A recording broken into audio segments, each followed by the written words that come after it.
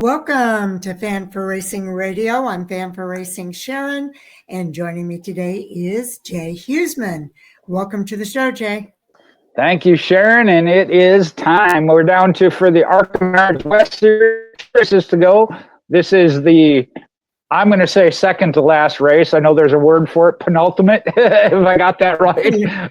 Working on that word, but it is the penultimate race for the ARCA Series West. Could still be a battle. It wasn't as close as what it was in the leading up 2 weeks. Trevor Huddleston has stepped on the throttle. Now the question is, as they say, once you get your foot on their throat, do you let up? Well, yeah, I don't think so. Trevor Huddleston, this is something he's wanted for a long time. So I think he's going after that championship and trying to secure his spot. So I know we're going to go over the entry list a little bit later, so let's get right into it here. It is the Star Nursery 150 presented by the West Coast Stock Car Motorsports Hall of Fame at the Bullring at Las Vegas. That's going to be on Friday night, October the 10th at 10 p.m. Eastern Time, 7 p.m. Pacific Time, and it will be available live on Flow Racing. It's going to be an exciting one, as you mentioned, the penultimate race before their season finale at Phoenix Raceway. And 21 cars total that are entered for Friday night's ARCA Series West Star Nursery 150 at the Bullring at Las Vegas Motor Speedway. It is the largest entry list for a standalone short track race in the 2025 West Series year. And Trevor Huddleston in the number 50 High Point Racing Race Car Factory Ford leads the ARCA Series West standings by 18 points over Kyle Keller, who drives the number 71 Jan's Towing and Jan's Racing Ford. With 2 races remaining in the season, Huddleston finished second the last time the West raced at the Bullring at Las Vegas Motor Speedway, and that was in 2023. Keller finished in 6th place, so we'll see what happens this year. I think Keller's a little bit further along in his development at this stage. I didn't realize that they had skipped a year there with Vegas, but I knew that was a track as well as Phoenix that kind of do favor Huddleston, so we'll have to see. But like you said, the competition certainly steps up as well. A Las Vegas native, Tanner Reif, is in the number 13 Central Coast Cabinet's Vegas Fastener Toyota. He's trying to get off a mini slump as he enters his home race. Reif is still third in the ARCA Series West standings, but has dropped to 38 points out of the lead after 5 straight finishes outside the top 5, and that includes a pair of 8th place finishes in the 2 most recent races at All-American Speedway and Madero Speedway. Reif finished 3rd at the Bullring back in 2023, and that just tells you the competition level here in this West Series. That's why we had the points battle we had. You got to be in the top 5 to be in the top 3 in points. And I'll tell you, Tanner's going to be looking to race really hard at this track as well, because this is his home track. So All-American Speedway winner Robbie Kennealy in the number 1 Jan's Towing, Jan's Racing Ford will be chasing after his 6th top 5 finish of the season at the Bullring. Now, Kennealy is 4th in the West standings, but is just 4 points behind Tanner Reif in 3rd. Kennealy finished 8th in his first appearance at the Bullring back in 2023. And we just talked to this gentleman, Eric Johnson Jr. in the number 5 Sherwin-Williams Toyota. He's going to be joined out of the Jerry Pitts stable by Las Vegas native Gavin Ray. He'll be in a number 6 Jerry Pitts Racing Toyota. Johnson is 5th in the ARCA Series West standings, just 6 points out of 3rd. So there is still a points battle. It may not be all the way at the top, but Ray has finished 6th in his only other career start, and that was at Kevin Harvick's Kern Raceway back in January. You're going to see battles throughout the field here. For the first time since 1996 season's finale, Bill McAnally Racing will not field an entry in the ARCA Series West, breaking a 30-year streak of 395 races in which the team has fielded at least one entry. The team has focused its efforts on the two teams they have in the NASCAR Craftsman Truck Series playoffs, and drivers Tyler Ankrum and Daniel Hemrick, both of whom are currently second and third in the series standings. BMR has indicated that they will return to the West Series on a full-time basis next season in 2026. So that's good to hear that they're coming back. It is, but that is still heartbreaking to see that type of streak. And we've talked about Bill McAnally team when it comes to the West Series. And we have the other one on the main ARCA Menard Series, but racing here in the West, Venturini Motorsports. They have entered 3 drivers for the team's last ever start. Thomas Annunziato will be in the number 15 Nitro Motorsports Toyota. Jade Avedizian will be in the number 20 Mobil 1 Toyota. And Taylor Reamer will be in the number 25 Buzzballs Toyota. It's the last race for the team that traces its roots in the ARCA Menard Series platform back to 1982. I know. I followed them for a long time. And I tell you, we said it in our review, how much we're going to miss them. We are definitely going to miss them being in the series. Most definitely. Oh. Now, two-time NASCAR Advanced Auto Parts Weekly National Champion Connor Hall is driving the number 24 Sigma Performance Services Chevrolet and is making his first career ARCA Menard Series West start and his first ARCA Menard Series platform start since he finished 20th in the 2020 season. That was in the season opener at Daytona International Speedway. Hall drives for Junior Motorsports in the Cars Tour late model stock car division, and he currently sits second in the standings with 1 race remaining. And he's 18 points behind the former West Series winner, Landon Lewis. And I know you were reading over some other information on him there to throw that little note out there that he had never even been west of the Mississippi, let alone in a motorsports atmosphere. So that's good to see. I like the fact that we're getting some drivers. We talk about that, a West drivers getting into, the hub of NASCAR and whatnot on the East, but to see some of these teams and drivers such as Venturini and going west. So it goes both ways, and I like that. Yeah. I do too. Now, another hometown, we're talking about Las Vegas hometowns, Spencer Gallagher. He'll be in the number 23 Spencer Clark driven 3rd gen Phil's Fabrication GMS Toyota. He'll be making his 8th career ARCA Menard Series West start and 2nd of 2025. Gallagher has 1 previous West appearance at the Bullring. He finished 24th back in 2011. Well, that was a few years ago. Okay, now Andy Hillenberg's Fast Track High Performance Racing team has entered 2 drivers. Bryce Hageberg in the number 11 North Dakota State University Brenco Ford, and Dustin Hillenberg in the number 12 Fast Track Racing Double H Ranch Toyota. And if you don't know, that is the Fighting Sioux from North Dakota State University. That's an MJ McNugget there. The Star Nursery, presented by the West Coast Stock Car Motorsports Hall of Fame, will be streamed live on Flow Racing starting at 10 p.m. Eastern, which will be 7 p.m. Pacific time, Friday, October 10th. Live timing and scoring data and live race audio is also available on arcaracing.com. And then for up-to-the-minute updates, please follow at ARCA_racing on X, formerly known as Twitter. And that's the first time I've said all that without messing it up. You did very well there. How many people are on the entry list?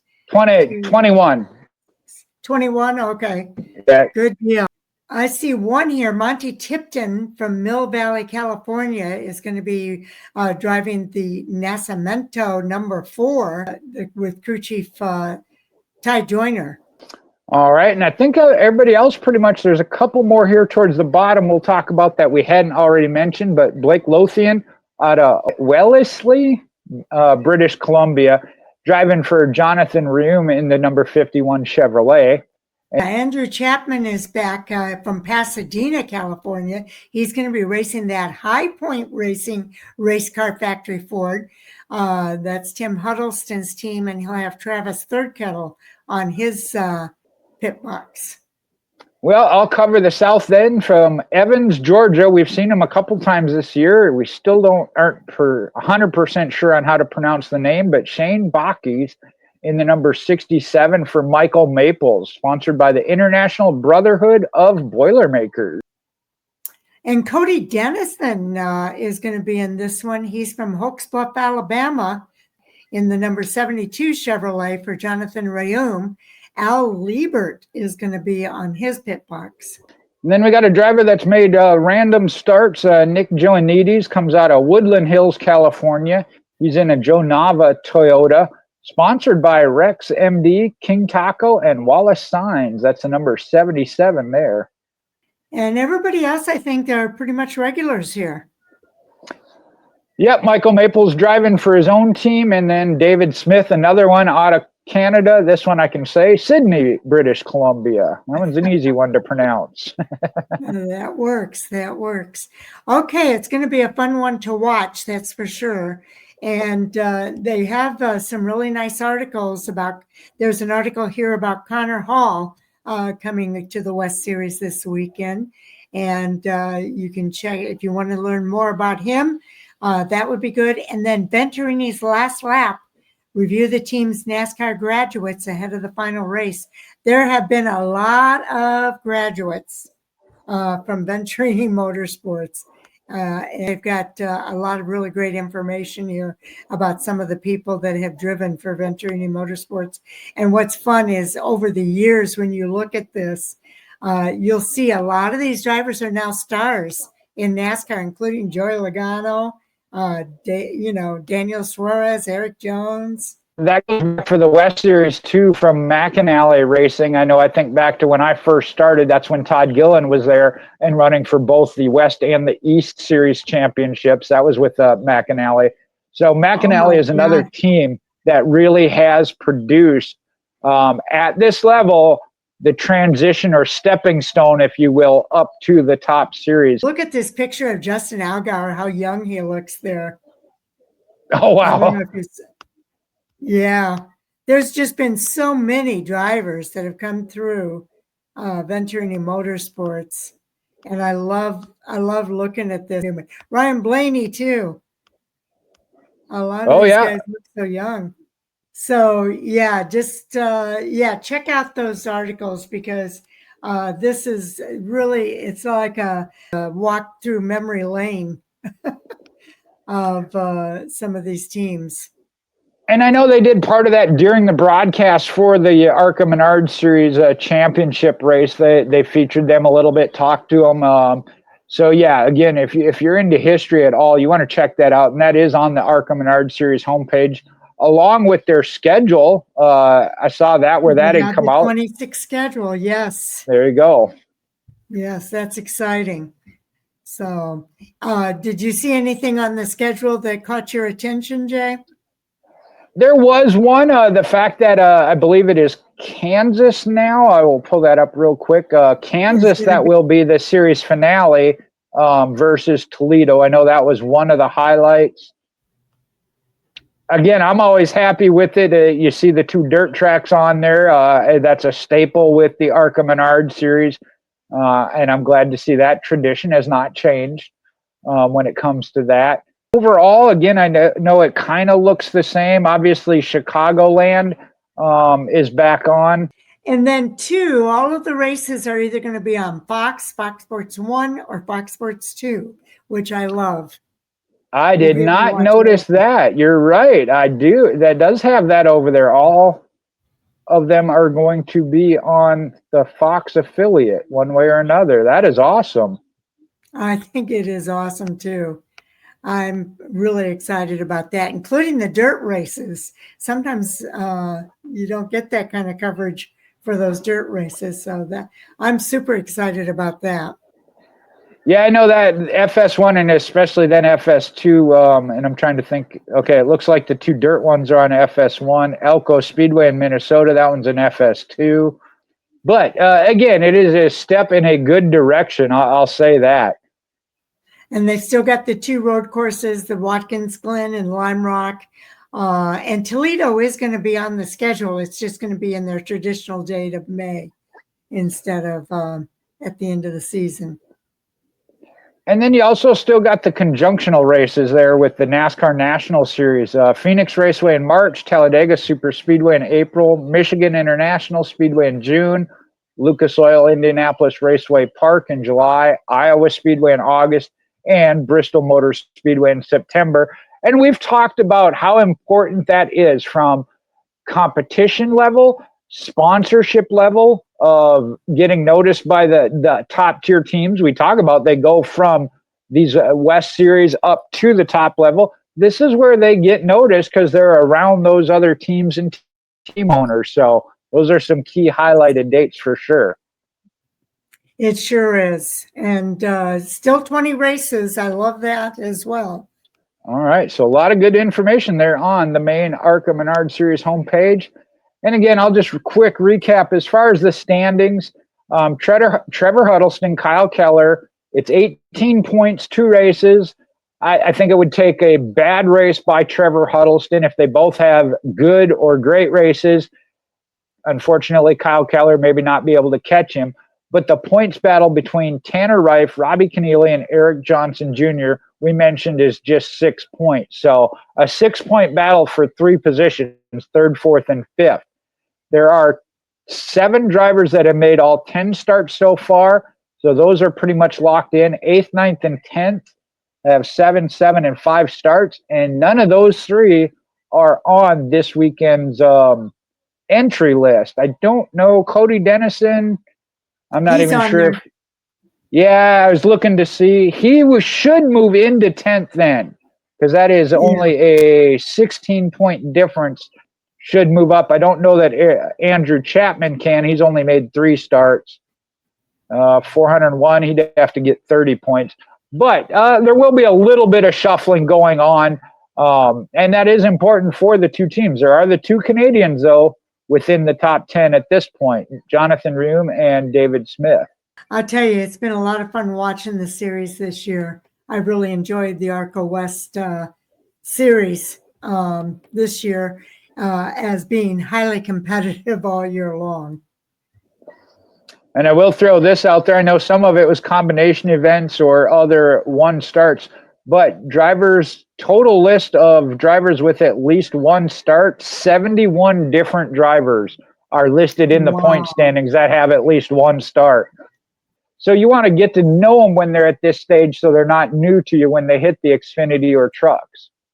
Yes, indeed. We've watched a lot of drivers come up through, and that article really kind of highlights all the drivers that we watched come up through that Venturini Motorsport. Do watch for more coming here from Fan for Racing Radio. Jay and I are putting together all the previews for this coming weekend of racing at Las Vegas, the ARCA West race at the Bullring, and then NASCAR's Xfinity Series and Cup Series.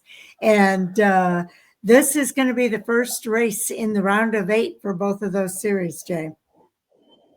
Yeah, when we get to that here, we'll talk about Xfinity coming up here in just a few. I'm certainly looking forward to getting into that because this is where the rubber meets the road. It's really down to go time. It is indeed. And I'll tell you, it is going to be exciting to watch because the Truck Series had their first race in the round of 8 last week. So when we go to Talladega and when we go to Martinsville, it's going to be all 3 series in those races. Only 3 races for us this weekend. But coming up next week, we're going to have NASCAR's top 3 that are in that ranks. Now on Friday, Taz and I will get together and do the fantasy report. And that is for the Cup Series.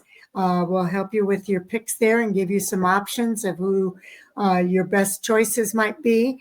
And then on the other side of the weekend, we'll get back to all of the reviews for all of these races from Las Vegas, as well as our Hot Topic Sound Off at 10 o'clock Eastern Time.